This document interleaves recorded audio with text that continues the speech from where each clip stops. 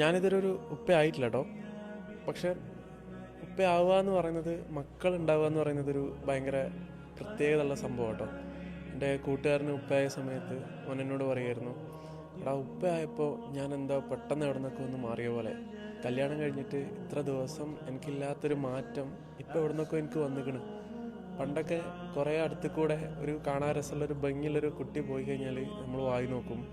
പക്ഷെ ഇപ്പം അങ്ങനെയല്ല. എൻ്റെ ഫാത്തിമ മോളെ ഉപ്പയല്ലേ ഞാൻ, ഓൾ ഇന്നെ കണ്ടിട്ടല്ലേ വളരുക, അങ്ങനെ ഒരു ചിന്ത. പണ്ടൊക്കെ എത്ര നേരം കറങ്ങിയിട്ട് എത്ര രാത്രിയായാലും വീട്ടിൽ കയറി പോകുന്നതിനൊന്നും ഒരു പ്രശ്നവും എനിക്ക് ഉണ്ടായിരുന്നില്ല. പക്ഷെ ഇപ്പോൾ ഓളുണ്ടായി കഴിഞ്ഞപ്പോൾ ഞാൻ രാത്രി വീട്ടിൽ കയറി ചെല്ലുമ്പോൾ വാതിൽ തുറക്കുന്ന സൗണ്ട് കേട്ടിട്ട് ഓൾ എണീച്ചാലോ എന്ന് വെച്ചിട്ട് ഞാൻ നേരത്തെ വീട്ടിൽ പോകാൻ തുടങ്ങി. എടാ, കല്യാണം കഴിഞ്ഞിട്ട് നമ്മൾ ഇത്രയും നാൾ തല്ലുകൂടിയ പോലെ അടികൂടിയ പോലെ ഒന്നും അല്ല കുട്ടി ഉണ്ടായി കഴിയുമ്പോൾ. അതുവരെ നമ്മൾ തല്ലുകൂടി കഴിഞ്ഞാൽ നമ്മൾ രണ്ടാളും മാത്രമേ അറിയുന്നുള്ളൂ. നമ്മൾ നമ്മളെ ലൈഫിൽ എത്രത്തോളം സമാധാനം ആഗ്രഹിക്കുന്നുണ്ടോ അതേ സമാധാനം നമ്മളെ കുട്ടിക്ക് നമ്മൾ ഒരുക്കണ്ടേ.